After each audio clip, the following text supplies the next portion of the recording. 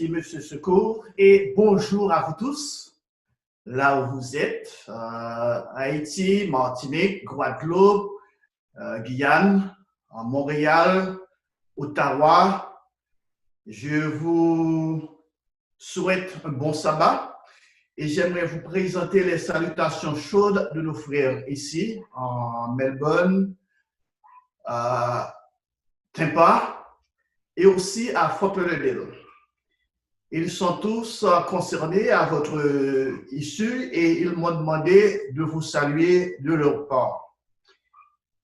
Et j'espère que vous avez tous eu une bonne semaine de travail.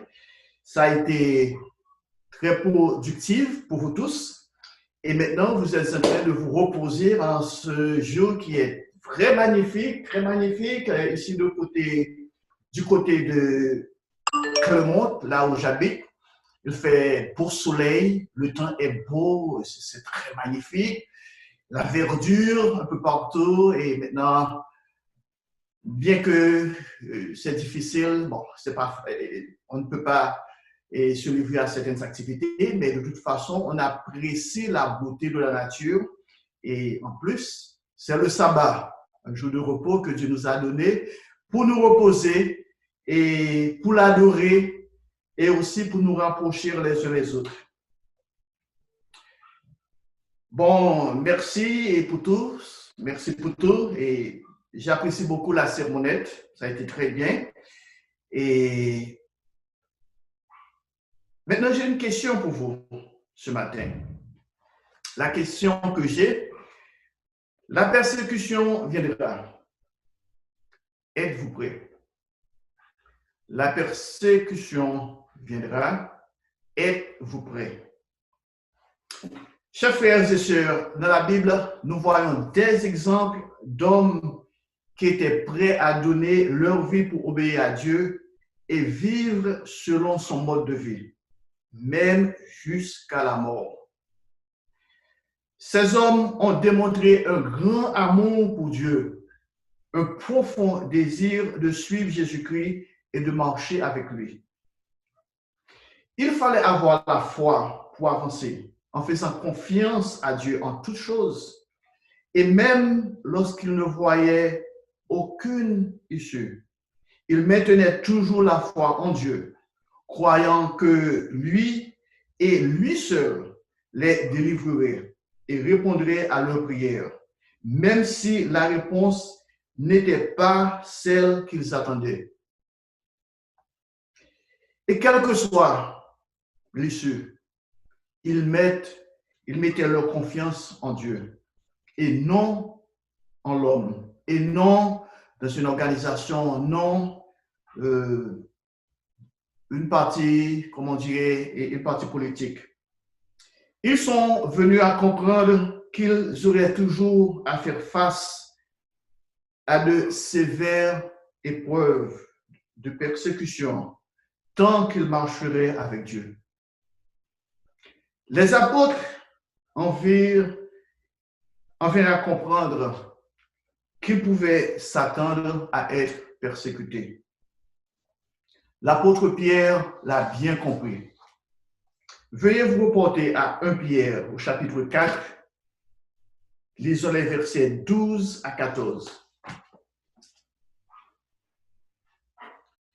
Dans 1 Pierre au chapitre 4, verset 12, « Mes bien-aimés, ne trouvez pas étrange d'être dans la fournaise de l'épreuve, comme s'il vous arrivait quelque chose d'extraordinaire. » Verset 13.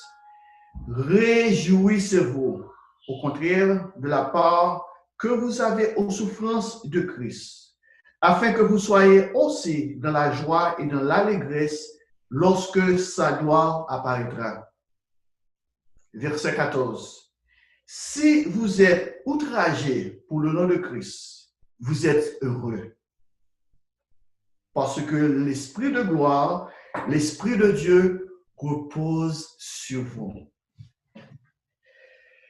Chers frères et sœurs, quelle affirmation, quelle consolation si vous êtes outragés pour le nom de Christ, vous êtes heureux parce que l'Esprit de gloire, l'Esprit de Dieu repose sur vous. Chers frères et sœurs, après avoir pris la décision d'être baptisés, nous renouvelons cet engagement chaque année en prenant la Pâque.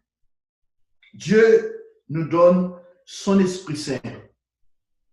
Et c'est à ce moment que nous acceptons officiellement de garder ses commandements et de vivre selon son mode de vie. Comme je l'ai mentionné lors des 2 derniers sermons sur la Sainte Alliance, sur le mariage, la Sainte Alliance que nous faisons lorsque nous nous marions, nous faisons également la promesse de nous préparer à épouser Christ. Mais il y a un prix à payer. Et quel prix devons-nous payer? Vous et moi. Veuillez vous reporter à 2 Timothée, au chapitre 3, verset 12. 2 Timothée, chapitre 3, verset 12. Or, tous ceux qui veulent vivre pieusement en Jésus-Christ seront persécutés.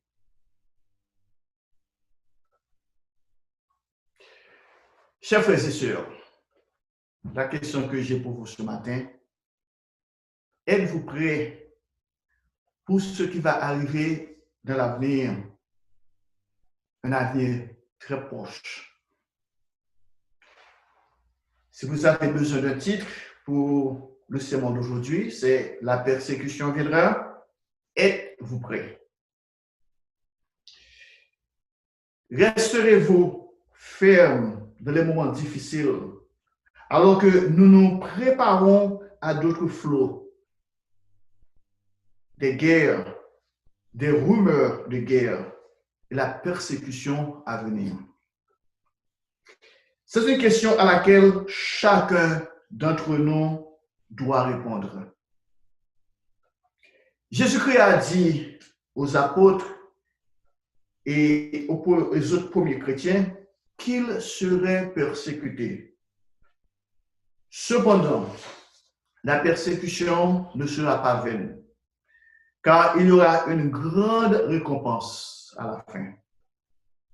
Veuillez vous reporter à nouveau au chapitre 5 de Matthieu, chapitre 5, et lisons les versets 1 et 12. Dans Matthieu chapitre 5, verset 11. Heureux serez-vous lorsqu'on vous outragera, qu'on vous persécutera et qu'on dira faussement de vous toutes sortes de mal à cause de moi. Verset 12. Réjouissez-vous et soyez dans l'allégresse, parce que votre récompense sera grande dans les cieux, car c'est ainsi qu'on a persécuté les prophètes qui ont été avant vous.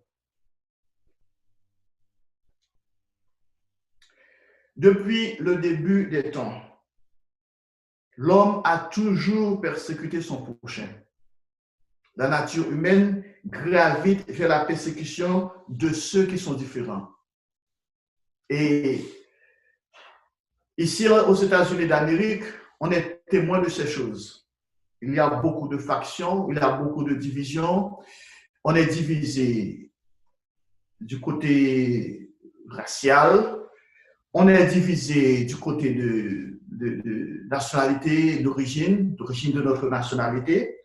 On est divisé sur les côtés politiques. On est divisé sur la religion. On est divisé partout.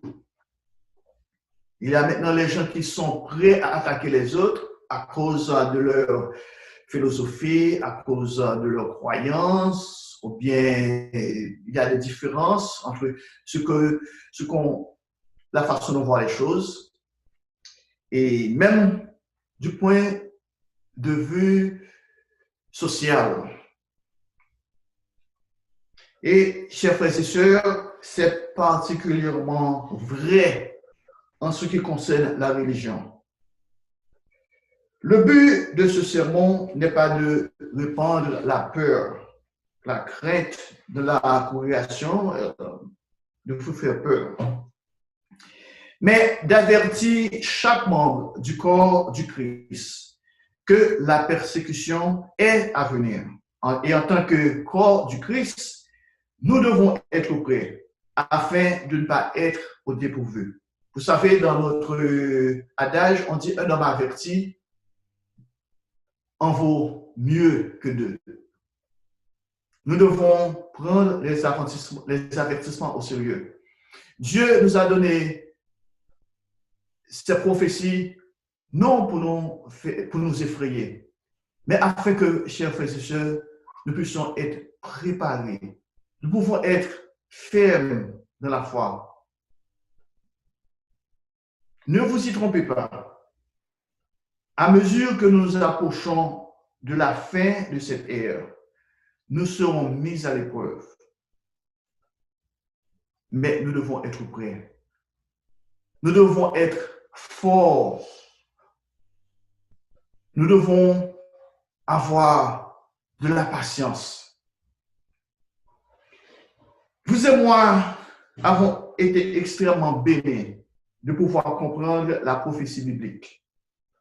D'autres personnes de la société actuelle ne se rendent pas compte de la terrible persécution qui est prophétisée dans un avenir proche. Vous savez, chers frères et sœurs, partout dans le monde, les gens meurent chaque jour. Et selon la Bible, une grande partie de la population mondiale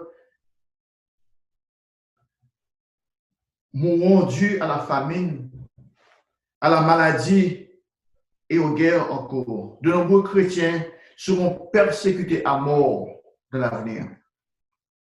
Vous et les membres de votre famille doivent faire un choix. Vous devez faire un choix. La question pour vous, êtes-vous prêt à faire ce choix si nécessaire? Votre foi et votre amour pour Dieu resteront-ils fermes et suffisamment forts spirituellement pour persévérer jusqu'à la fin? Le Christ nous a dit, celui qui persévérera jusqu'à la fin sera sauvé. Aurez-vous de la patience? Aurez-vous assez de foi, assez d'amour pour persévérer jusqu'à la fin? Chers frères et sœurs, nous devons commencer à réfléchir à ces choses maintenant. Nous devons nous préparer spirituellement en jeûnant, en priant pour la prochaine persécution et en étudiant la Bible dès maintenant, sans attendre que ces choses commencent à se produire. Nous ne pouvons pas être inactifs. L'apôtre Paul nous a dit que ceux qui dorment la nuit, mais nous ne sommes pas de la nuit, nous sommes du jour. Ce qui explique que nous avons la vérité, nous savons ce qui va arriver. Nous avons la connaissance divine. Par contre, nous devons nous préparer, nous devons être prêts. Les persécutions à venir affecteront tout le peuple de Dieu, comme nous l'avions appris dans 2 Timothée au chapitre 3, verset 12. Oui, tous ceux qui désirent vivre pieusement dans le Christ souffrira la persécution. Ici, une question de choix. Si, et c'est très clair, c'est très simple, comme on dit dans notre langage, c'est comme l'eau qui coule sur les rochers. Si vous désirez de vivre pieusement, en Jésus-Christ, vous devez faire face à des persécutions. Nous sommes tous conscients que la persécution va de pair avec le fait d'être chrétien. Et pour la suite du sermon, nous allons donc examiner quelques exemples bibliques de persécution du peuple de Dieu et comment ces exemples s'appliquent à nous aujourd'hui. Nous savons que certaines personnes influencées par Satan méprisent le mode de vie de Dieu et que ceux qui choisissent de vivre selon le commandement de Dieu vont être persécutés. Comme vous l'aviez entendu dans les annonces, qu'il y a des gens qui cherchent à persécuter une dame parce que cette dame allait à l'église et ils cherchaient comment il faut dire, ah bon, il faut enlever les enfants.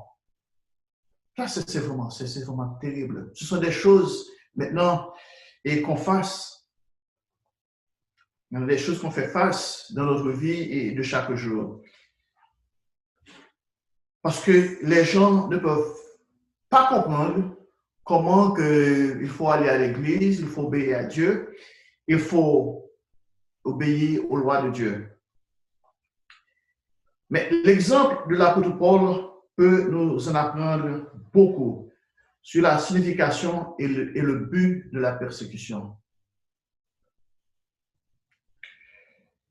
Vous savez, l'apôtre Paul a subi de graves persécutions.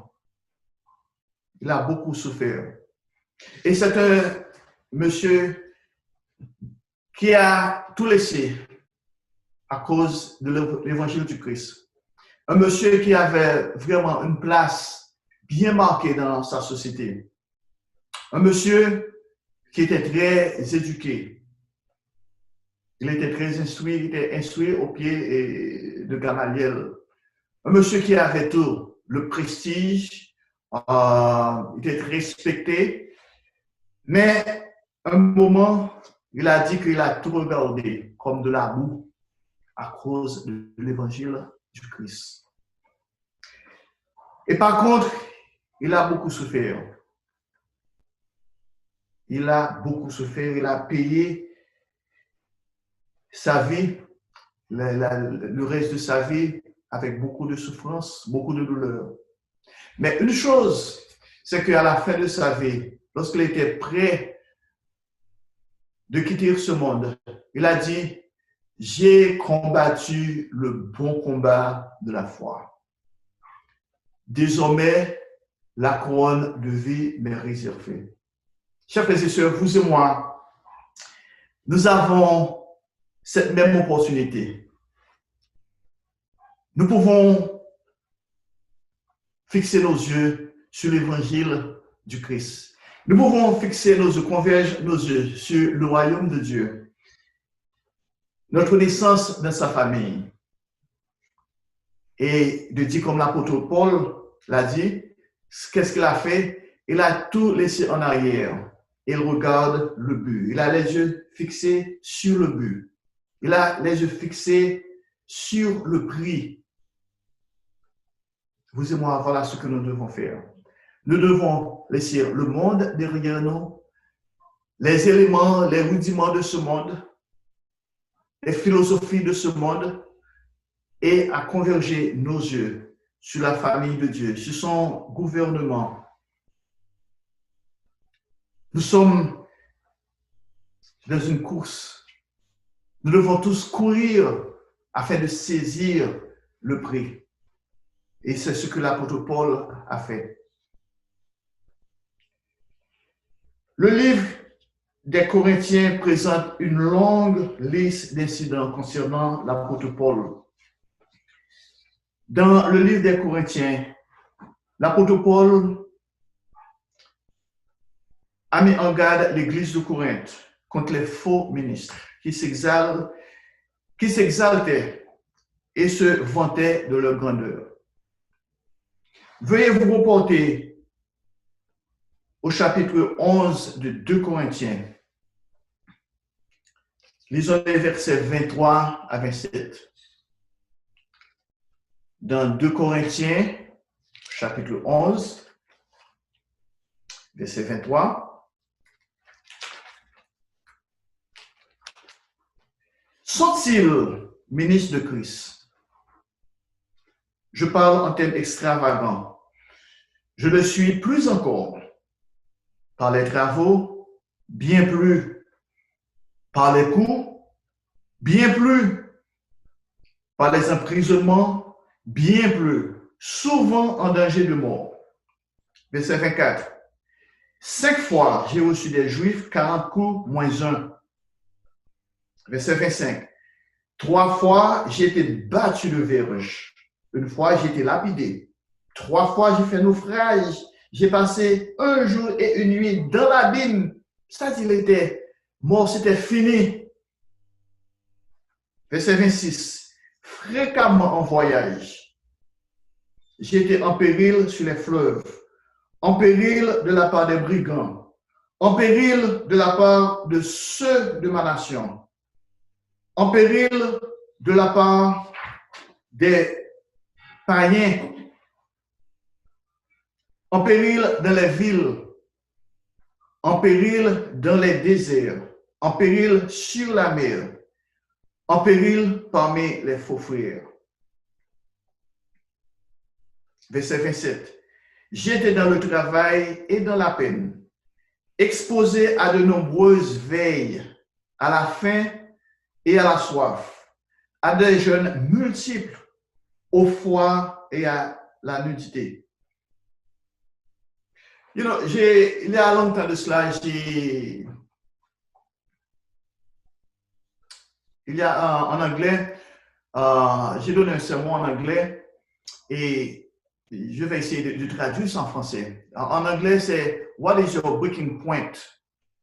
Et en français, je traduirai cela et quel est votre point de relâche? Vous savez, chers frères et sœurs, il y a un moment, après avoir tout essayé, et puis on ne peut pas, on ne peut plus continuer. On est tellement fatigué, on est lassé. On n'a qu'une chose, qu'une idée, c'est d'abandonner.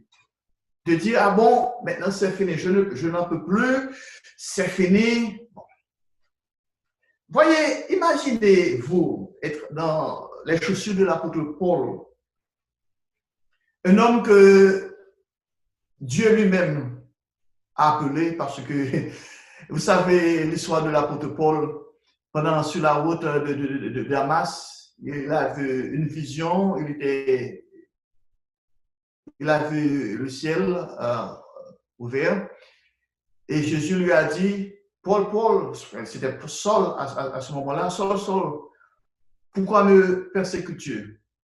Et il a répondu, qui es-tu, Seigneur? Et la voix lui dit, je suis Jésus que tu persécutes. Et vous savez tous le reste de l'histoire. Un homme que Dieu a choisi. Et maintenant, il fallait faire face avec tant de déboires, tant de persécutions, tant de souffrances. Ici, il a dit 5 fois, il a reçu des Juifs 40 coups moins 1, c'est-à-dire 39. Donc avec une verge, peut-être une verge vraiment dure. Ça, c'était douloureux. 3 fois, il a été battu de verge. 1 fois, il a été lapidé. 3 fois, il a fait naufrage. Il a passé 1 jour et 1 nuit dans l'abîme. C'est qu'il était mort. Fréquemment en voyage. Maintenant, j'ai jamais été battu de verge comme l'apôtre Paul. J'ai jamais été lapidé comme lui. J'ai jamais été dans un accident près de la mort comme lui. Mais je sais que c'est dur, par exemple, quand on voyage. Parfois, je laisse chez moi et puis parfois, il faut attraper 2 vols pour aller dans mon lieu de destination. Parfois, on n'a pas le temps même de prendre son petit déjeuner. Je n'ai pas le temps de prendre mon déjeuner. Et parfois, c'est facile de passer toute la journée sans avoir de nourriture. Je sais, c'est vraiment difficile. Et maintenant, avec cette histoire de terroristes, maintenant, parfois, on doit faire la queue à l'aéroport et il faut enlever ses chaussures et on est vraiment fatigué, on est épuisé. Bon, je sais comment cette histoire de voyager. Mais maintenant, il a été en péril sur les fleuves. Il a été en péril de la part des brigands, des personnes qui voulaient le dérober. En péril de ceux de la part de sa nation, ses concitoyens, qui le haïssaient, qui disaient toutes choses de mauvais à son issue.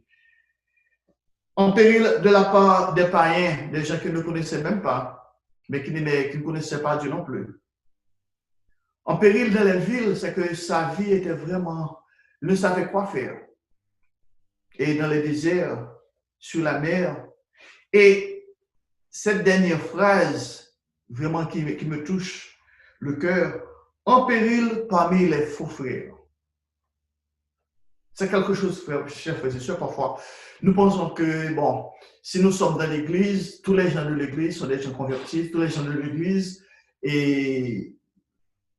doivent vous aimer, ils vont dire ce qui est droit, ils vont dire ce qui est juste à votre propos. Parfois, on pense que maintenant, si quelqu'un me fait du tort, maintenant, c'est ça. Mais l'apôtre Paul ici parle des faux frères. Du temps de l'apôtre Paul, il y avait des faux frères dans l'église. Des gens qui étaient dans l'église, mais qui n'avaient vraiment pas la conception de chercher Dieu, de travailler pour Dieu, d'aimer son prochain comme soi-même. Mais c'était des gens, et comme maintenant, nous avons des gens qui sont dans l'église, parce que l'église, pour eux, c'est une société. Pour eux, l'église, c'est un lieu de faire des amis. Et ces gens-là ne cherchent pas vraiment à connaître Dieu. Mais ils étaient là. Et l'apôtre Pierre l'a bien dit, en péril parmi les faux frères. Des personnes qui cherchaient à lui faire du tort. Qui cherchaient à lui causer de la peine. Et au verset 27, chef Jésus a dit, il a été dans le travail, dans les peines, exposé à de nombreuses veilles, des nuits et sans sommeil. Vous savez, c'est dur quand vous allez au lit et vous ne pouvez pas dormir parce que vous avez des choses, vous avez des soucis.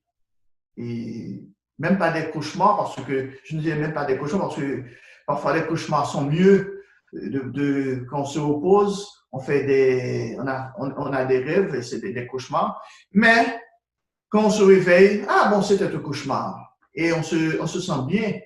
Mais des veilles, l'insomnie, quand on a de l'insomnie, on ne peut pas dormir, on ne peut pas vraiment se lever entièrement au sommeil parce qu'il y a des soucis.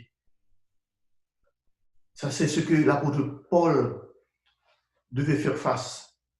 À la fin, vous savez, parfois quand on jeûne et puis on dit, ah bon, à la fin, j'ai de quoi à me nourrir, j'ai de quoi à manger. Mais chers frères et sœurs, quand on fait face à la faim, on n'a rien à manger et on n'a pas d'espoir de trouver quelque chose à manger. Ça, c'est difficile. Je me rappelle de ma jeunesse quand je travaillais pour l'Organisation mondiale de la santé et parfois je devais me rendre dans des villes où il n'y avait pas de boutiques, il n'y avait pas de restaurants, il n'y avait pas quoi que ce soit. Même quand on a l'argent dans ses poches, on ne peut pas trouver de quoi à manger. Et puis parfois quand on approche quelqu'un, on dit ah bon, et j'ai faim, j'aimerais bien acheter quelque chose pour manger, et puis le vous regarde et vous dit ah, il n'y a rien. C'est vraiment pénible. Je me rappelle une fois, Je devais voyager pendant 4 heures. Et il y a parfois là, il y a un endroit, on devait laisser sa voiture parce que plus loin, on ne pouvait pas prendre la voiture parce qu'il n'y avait pas de route et on devait marcher sur ses pieds. On marchait, on est épuisé et puis, j'étais soif. Et puis j'étais arrivé chez quelqu'un, on m'a donné son adresse et puis j'ai demandé, est-ce que je peux avoir un verre d'eau? Il y avait une dame qui m'a apporté un verre d'eau. Et quand, même en respirant, l'odeur de l'eau était vraiment terrible. Je ne pouvais pas boire de l'eau. Et c'était vraiment l'eau, vous regardez, le verre, c'était trouble, c'était pas propre. Bon.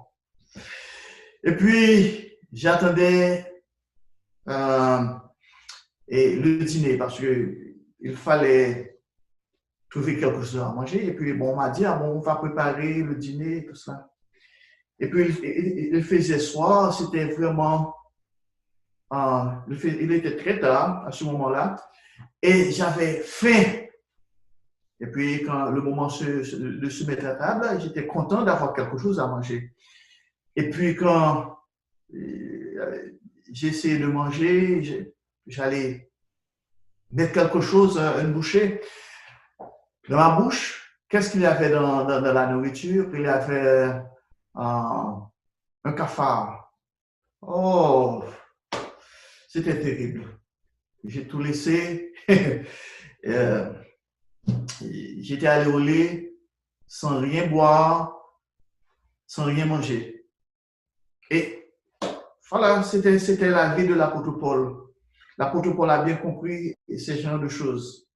À la faim, la soif et des jeûnes multiples, au froid et à la nudité. Et c'est vraiment dur. Quand il y a le froid, quand il fait froid, je me rappelle, quand je suis arrivé aussi aux États-Unis, j'avais une chambre, je louais une chambre. Et puis à ce moment-là, je ne savais même pas le système de chauffage ici. Et dans ma chambre, parfois pendant la nuit, il faisait tellement froid, on s'est réveillé. Et puis même quand il y avait des couvertures, j'essayais de me couvrir, ça n'a pas marché. Et c'était vraiment dur. Et l'apôtre Paul a connu ce genre de choses. Frère, à travers toutes les souffrances et les persécutions, l'apôtre Paul a compté toute la joie de souffrir pour l'amour du Christ. L'apôtre Paul, c'est le monsieur qui nous a dit de nous réjouir toujours. Il a dit, réjouissez-vous. Il a dit, je le répète, réjouissez-vous toujours. Comment réagissez-vous à la persécution? Comment allons-nous réagir à la persécution? Répondez-vous par des sentiments de colère, de la haine ou un fort désir de vengeance? Certes, il n'est qu'un humain d'avoir envie de riposter, d'égaliser le score. Je fais, OK, je vais lui donner la monnaie de sa pièce. Je vais me venger. C'est notre nature humaine. Un œil pour un œil, un dent pour un dent. C'est ce que nous avions appris de notre naissance. Mais est-ce là la leçon que Dieu enseigne à son peuple? Apprenons-nous ces choses dans notre Bible, de dire, bon, maintenant on m'a fait du tort, maintenant je vais riposter. Je vais égaler, je vais vraiment les faire savoir que je n'accepte pas ce genre de choses. Chers frères et sœurs, il serait bon de lire régulièrement les épîtres de Paul comme une étude biblique alors que nous nous préparons à des temps plus difficiles à venir. Je me rappelle la première fois que j'ai écouté un sermon de M. Appartient. Son premier sermon, il a fait un sermon sur la vie de l'apôtre Paul. Il a commencé son sermon par Romains chapitre 8, verset 28, que l'apôtre Paul a dit que toute chose concourt au bien de ceux qui aiment Dieu. Pas une partie par ce que nous aimons, ce que nous acceptons. Toute chose concourt au bien de ceux qui aiment Dieu et qui sont appelés selon son dessein. L'apôtre Paul nous a enseigné comment nous devons utiliser le don du Saint-Esprit. Car il faut une maturité spirituelle pour tendre le jour. Il faut une maturité spirituelle pour aller vers l'avant, pour ne pas riposter, pour ne pas se venger. Le Saint-Esprit de Dieu, c'est l'huile dont nous avons besoin. C'est l'huile, les 10 vierges, les 5 vierges sages avaient besoin. Chers frères et sœurs, les 5 vierges sages avaient assez d'huile pour tenir jusqu'à la fin. Mais les 5 autres, ce que nous appelons les folles, n'avaient pas assez d'huile. Vous et moi, nous devons prier Dieu chaque jour de notre vie, de nous donner de son huile. Nous avons besoin de son aide, son Esprit Saint. Nous avons besoin de la force. Nous avons besoin de tous les fruits du Saint-Esprit de Dieu. Nous devons être comme les 5 vierges sages qui ont conservé assez d'huile en faisant des choses que Dieu espère qu'ils font. Chers frères et sœurs, il y a dans la Bible, nous avons un exemple. C'est l'exemple d'Étienne. Étienne était l'un des premiers diacres de l'Église. Étienne a souffert. Et Étienne nous a laissé un bon exemple. Vous savez, chers frères et sœurs, quand on est diacre dans l'Église, on a beaucoup à faire. Parfois, on pense que bon, et un diacre, c'est quelqu'un qui est là. Mais Dieu a choisi Étienne, a choisi les diacres à ce moment-là pour faire un travail vraiment, un travail spécial. Je me rappelle quand j'étais ordonné diacre pour la première fois, je pensais, ah bon, non, c'est bien. Parce que je ne savais même pas qu'on allait m'ordonner en tant que diacre. Et le jour, j'étais à l'assemblée, et puis on a dit, monsieur Dr Méredith a dit, bon, aujourd'hui, on va ordonner quelqu'un. Puis tout le monde se regardait, les uns les autres. Et moi aussi, j'ai regardé ma femme, je ne savais que penser. Et puis, c'est à ce moment-là que Dr Méredith a dit, ah bon, et Dr Pierre, si vous pouvez venir vers moi. C'était vraiment, c'était vraiment dur parce que même marcher pour aller vers lui, c'était vraiment difficile. Et je suis, par nature, je suis timide et tous les yeux braqués sur moi. Moi? Pourquoi moi? Et après cela, c'était vraiment beaucoup de responsabilités. Il y avait du travail à faire et c'est pas facile. Et parfois, on a beaucoup de responsabilités en tant que diacre. Il faut venir très tôt dans les assemblées. On est toujours le dernier à partir. Il faut balayer, il faut prendre soin du bâtiment. Et même si quelqu'un est malade, il faut prendre soin de cette personne. Il faut aller vers cette personne. Si quelqu'un a besoin un service, quelle que soit la nature du service, il faut être là, il faut être présent.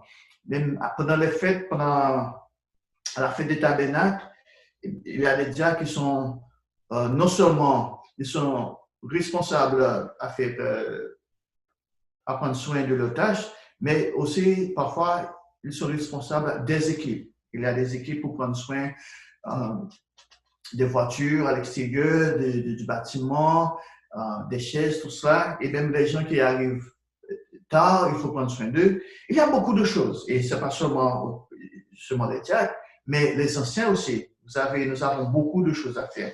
Et ça, c'était le cas pour Étienne, qui était un diacre. À ce moment-là, il n'était même pas ministre, mais il était un diacre. Mais il était bien imbu de l'évangile du Christ. Il était bien imbu. Il avait beaucoup de connaissances et il devait vraiment confirmer sa croyance. Et il l'a fait. Mais qu'est-ce qui est arrivé? On l'a lapidé. C'était vraiment dur. Est-ce que, en tant que responsable, ou en tant que quelle que soit votre position, êtes-vous prêt à devenir un Étienne? Êtes-vous prêt à souffrir comme Étienne? Vous savez, chers frères et sœurs, Satan s'en prend aux dirigeants. Satan est toujours prêt à attaquer les dirigeants de l'Église. Mais nous devons être sur nos gardes. Quand quelqu'un vient vers vous avec un sujet vraiment, peut-être cette personne est sincère, mais parfois ça peut être négatif, une question, un sujet négatif. Avez-vous de quoi, avez-vous la détermination, avez-vous assez d'huile en vous pour répondre avec amour, avec foi, pour dire bon, pour répondre convenablement? Parce que il y a des gens, et surtout ces jours-ci, qui sont, je ne veux pas utiliser le mot rébellion, mais qui pensent, OK, et l'Église est une bastion démocratique. Voilà, on doit penser maintenant, on doit m'écouter, et si on ne m'écoute pas parce que j'ai mes opinions, alors que l'Église ne fonctionne pas ainsi, chers frères et sœurs. Nous devons penser que Dieu agit par des êtres humains. Il a placé dans son Église premièrement des pasteurs, des docteurs, des évangélistes, des personnes qu'il a placées pour diriger son œuvre. Alors que Satan, lui, il veut tout faire pour diviser. Il veut tout faire pour semer la division. Et nous devons prendre conscience de tout cela. Nous devons toujours être prêts à donner une réponse. Ce n'est pas là le sujet de mon sermon, mais nous pensons à ces genres de choses. Et même les gens de l'extérieur, c'était le cas pour Étienne, qui avait une opportunité, qui avait l'opportunité de parler à propos du Christ. Veuillez vous reporter au livre des Actes des Apôtres, au chapitre 7. Actes des Apôtres, chapitre 7, nous allons lire les versets 54 à 60. Donc, Actes des Apôtres, chapitre 7, verset 54. Lorsqu'ils entendirent ces choses, ils eurent le cœur brisé et ils lui grincèrent les dents. Verset 55. Mais lui, en Étienne, rempli du Saint-Esprit, regarda au ciel et vit la gloire de Dieu et Jésus debout à la droite de Dieu. Verset 56. Et dit, regardez, je vois les cieux ouverts et le Fils de l'homme debout à la droite de Dieu. Verset 57. Ils crièrent alors d'une voix forte, se bouchèrent les oreilles et concoururent vers lui d'un commun accord. Verset 58. Et ils le chassaient de la ville et le lapidèrent. Et les témoins déposèrent leurs vêtements aux pieds d'un jeune homme nommé Saul. verset 59. Et ils lapidèrent Étienne, comme il invoquait Dieu et disait, Seigneur Jésus, reçois mon esprit. Verset 60. Puis il s'agenouilla et cria d'une voix forte, Seigneur, ne les accuse pas de ce péché. Chers frères et sœurs, c'est vraiment difficile pour nous quand quelqu'un nous maltraite, quand quelqu'un nous fait du tort, alors que nous pensons que nous avons raison. Nous savons que nous sommes dans la droiture. Nous faisons ce qui est droit. Nous disons ce qui est vérité, ce qui est véridique. Et maintenant, qu'est-ce qu'on a? On a souffert la persécution. Nous voyons ici, chers frères et sœurs, au verset 60, que Étienne a dit, Seigneur, ne leur impute pas ce péché. Et après ces paroles, il s'endormait. Chers frères et sœurs, voilà, c'est là l'esprit que vous et moi, devons avoir en toutes choses, quelles que soient les circonstances, quelles que soient les souffrances, quelles que soient les épreuves, la persécution. Nous devons prêt à pardonner aux autres, à demander à Dieu, Père Saint, ne leur impute pas ce péché.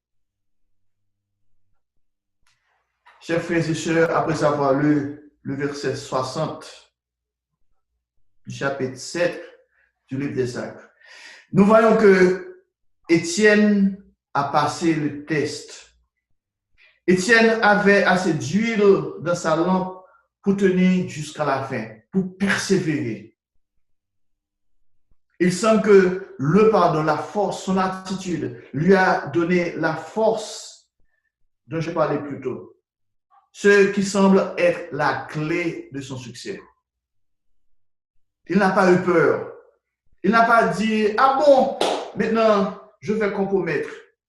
Je vais faire du compromis. Je vais changer ma course. Je vais changer ma rhétorique. Non. Il n'a aucun effort. Nous devons être prêts à suivre l'exemple d'Étienne. Veuillez vous reporter au chapitre 3. Au chapitre 3 de 1 Pierre. 1 Pierre, chapitre 3, verset 14. Dans 1 Pierre, au chapitre 3, verset 14.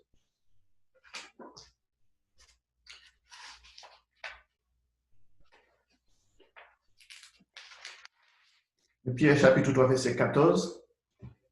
D'ailleurs, même si vous souffriez pour la justice, vous seriez heureux. N'ayez d'eux aucune crainte et ne soyez pas troublés. Chers frères et sœurs, quel confort, quel réconfort. Vous et moi, nous n'avons rien à craindre.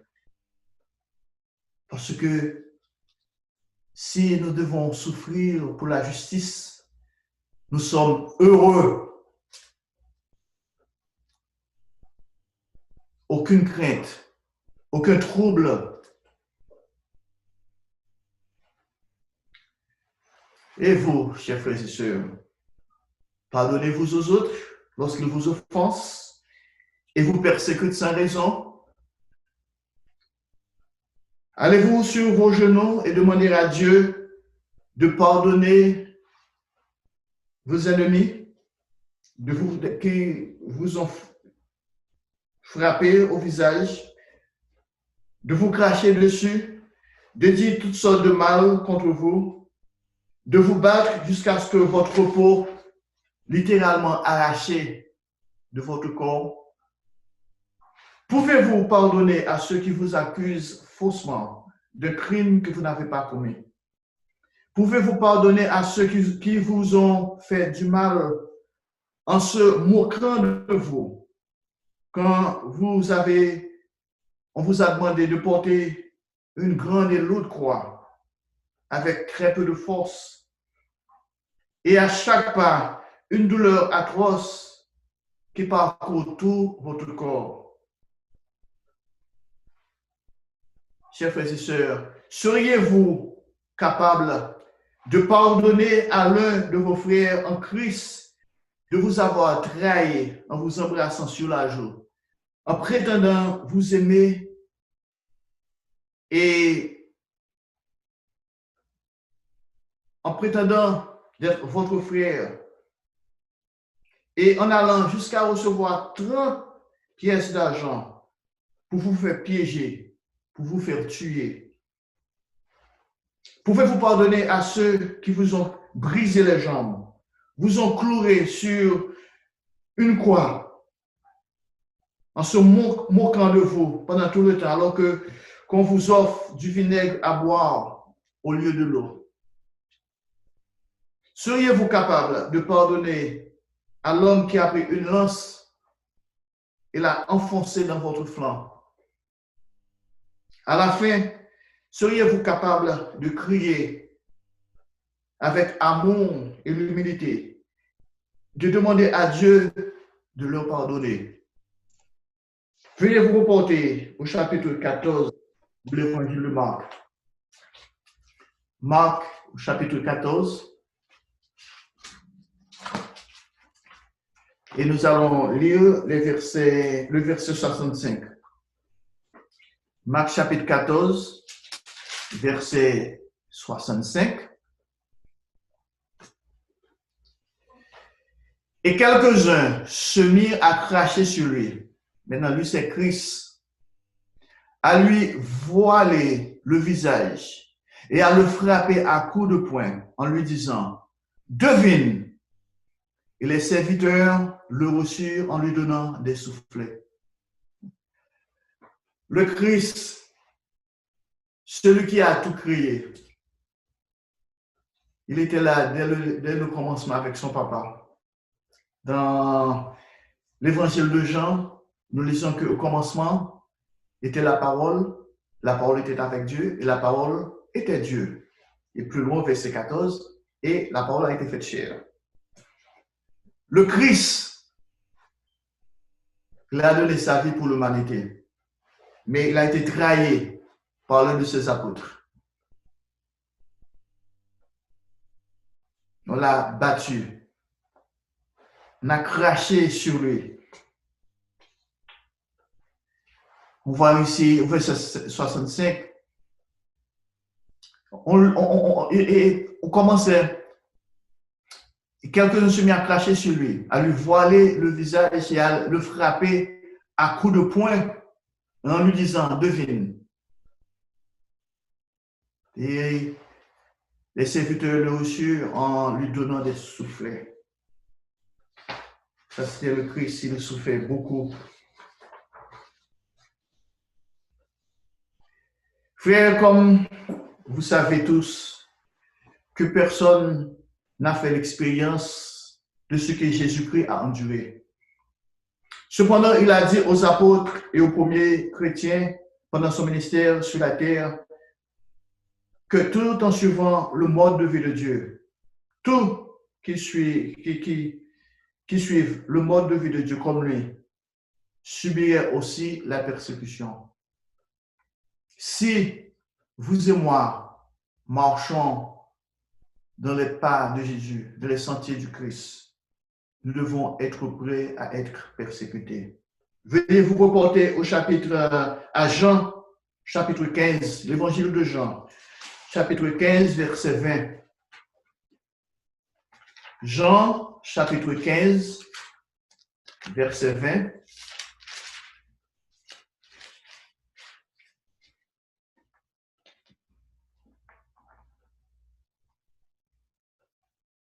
Souvenez-vous de la parole que je vous ai dite.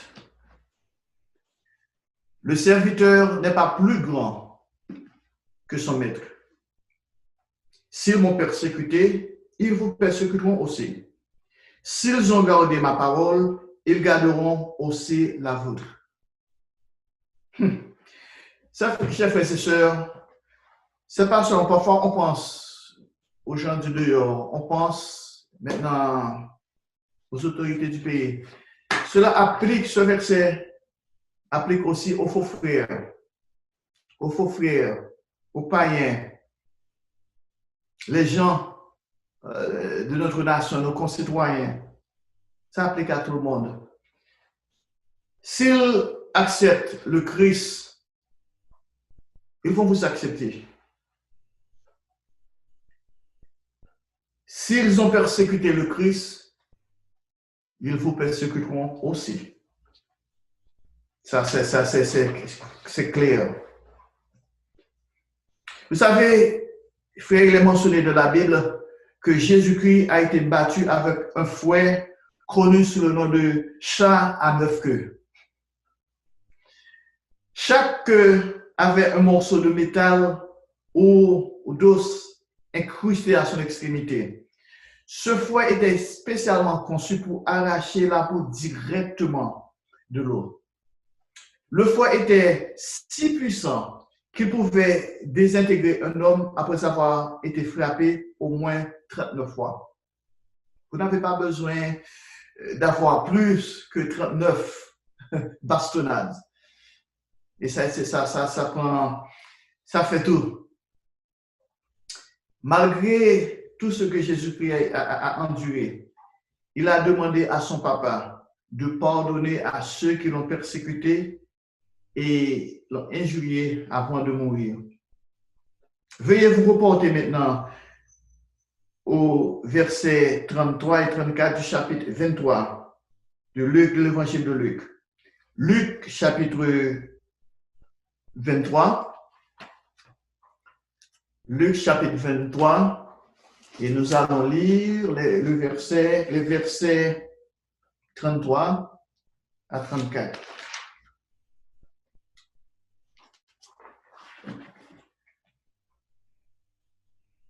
Luc chapitre 23, verset 33. Lorsqu'il fut arrivé au lieu appelé Crâne, ils lui crucifièrent là, ainsi que les deux malfaiteurs, l'un à sa droite, l'autre à sa gauche. Vous voyez, c'est que Jésus-Christ était innocent, mais on l'a placé parmi deux malfaiteurs. C'est que maintenant, ça c'est un club, on dirait un club de malfaiteurs. L'un à sa droite et l'autre à sa gauche. Verset 34. Jésus dit, Père, pardonne-leur car ils ne savent ce qu'ils font. Et ils se partagèrent ses vêtements en tirant au sort. Jésus-Christ a demandé à son Père de pardonner à ceux qui lui ont fait du mal. Nous laissons ainsi l'exemple et nous devons suivre l'exemple du Christ de cette manière. Chers frères et sœurs, je vais vous demander une fois de plus. Like we say in English, one more time. En espagnol, otra vez. La persécution arrive. Êtes-vous prêts? Êtes-vous prêts? Est-ce que vous êtes encore léthargique? Vous êtes encore de vous assoupir? Vous avez tellement de choses dans le monde, tellement de soucis. Vous savez ce qui est arrivé aux 10 vierges. Donc, il fallait maintenant se croiser les bras, maintenant d'avoir un petit sommeil. Chers frères et sœurs, vous et moi, nous devons être réveillés. Nous devons nous réveiller. Nous devons avoir notre lampe remplie d'huile. Nous n'avons pas eu à verser notre propre sang pour démontrer notre foi. Jusqu'à maintenant, nous n'avons pas été jetés en prison pour avoir observé le sabbat ou les fêtes annuelles. Nous n'avons pas été battus avec le chat à 9 queues pour n'avoir pas payé notre dîme ou pour regarder la fête des tabernacles ou les autres fêtes saintes. Notre corps n'a pas été déchiré et mangé par des lions sauvages pour avoir refusé de manger de la nourriture impure comme certains des premiers chrétiens. Mais un jour prochain, nous serons peut-être mis à l'épreuve. Et à ce moment-là, nous devons faire un choix. Nous devons faire un choix.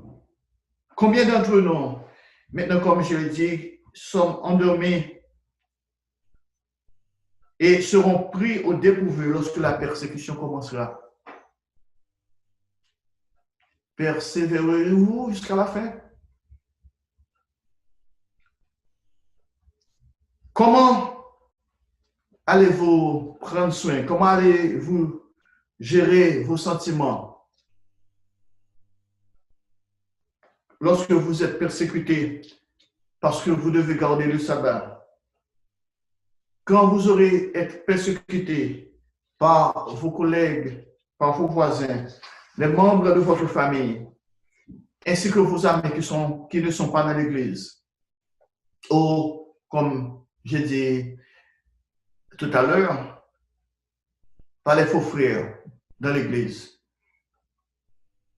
Chers frères et sœurs, nous devons passer le test maintenant. Nous devons nous tester nous-mêmes. Nous devons chaque jour nous examiner pour savoir si nous avons assez d'huile de notre lampe, si nous avons assez de courage, assez de force, assez de foi, assez d'amour, assez de patience, assez de bonté. Ce sont là les fruits de l'Esprit de Dieu. Quand nous sommes découragés, quand nous avons des doutes en nous-mêmes, quand nous avons des sentiments d'amertume, des sentiments de rivalité, des sentiments de haine, nous devons nous poser la question, sommes-nous prêts? Parce que nous aurons besoin de ces fruits-là pour tenir le coup jusqu'à la fin, pour persévérer jusqu'à la fin, pour développer le caractère saint et parfait du Christ en nous. Nous devons avoir assez d'humilité pour aller jusqu'au bout. Dieu permettra la persécution de notre vie personnelle afin de bâtir notre foi, je dirais construire notre foi et notre caractère spirituel. Ce n'est pas en vain. Ce n'est pas que Dieu veut nous punir. Ce n'est pas que Dieu veut nous laisser, ok, chers frères et sœurs, aux yeux de Dieu, nous sommes, chacun de nous est une pièce d'or. Chacun de nous, Dieu nous regarde comme un métal précieux. Et vous savez, pour épurer l'or,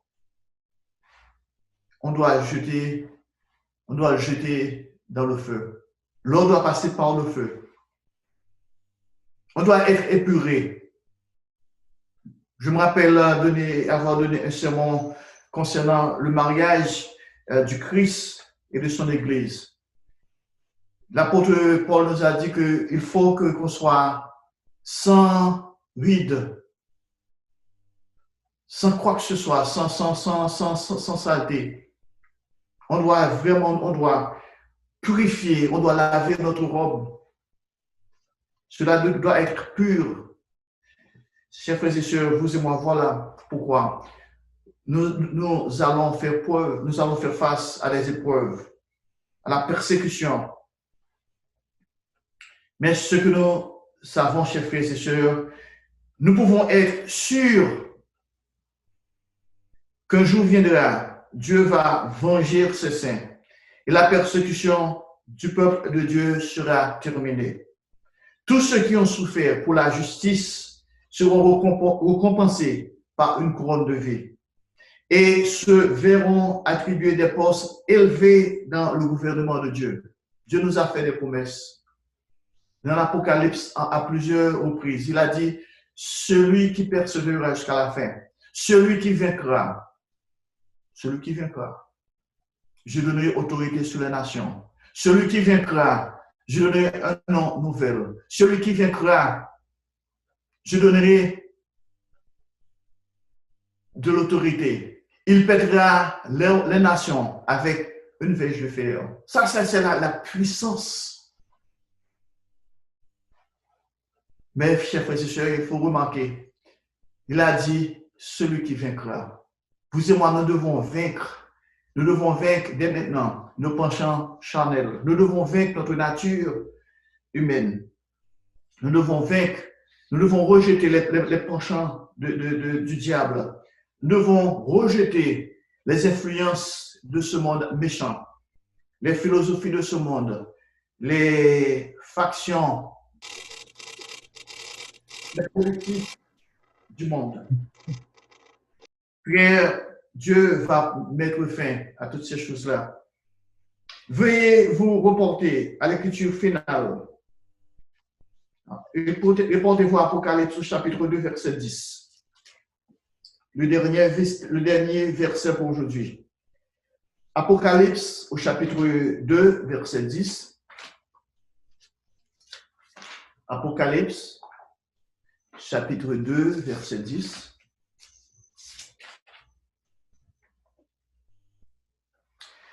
Ne crains pas ce que tu vas souffrir. Ne crains pas ce que tu vas souffrir. Voici, le diable jettera quelques-uns d'entre vous en prison, afin que vous soyez éprouvés, et vous aurez une tribulation de 10 jours. Sois fidèle jusqu'à la mort, et je te donnerai la couronne de vie. Le diable va donner son autorité à des hommes, à des autorités qui vont nous persécuter. Peut-être certains d'entre nous vont être jetés en prison. Il a dit que, la Bible a dit que afin que nous soyons mis à l'épreuve, nous aurons une tribulation, nous aurons des tribulations. Mais vous et moi, nous devons être fidèles jusqu'à la mort. Même quand que nous voyons la mort, on va nous tuer. Mais si c'est pour le nom du Christ, pour la vérité, nous devons être prêts à donner notre vie. Parce que Dieu nous a fait des promesses.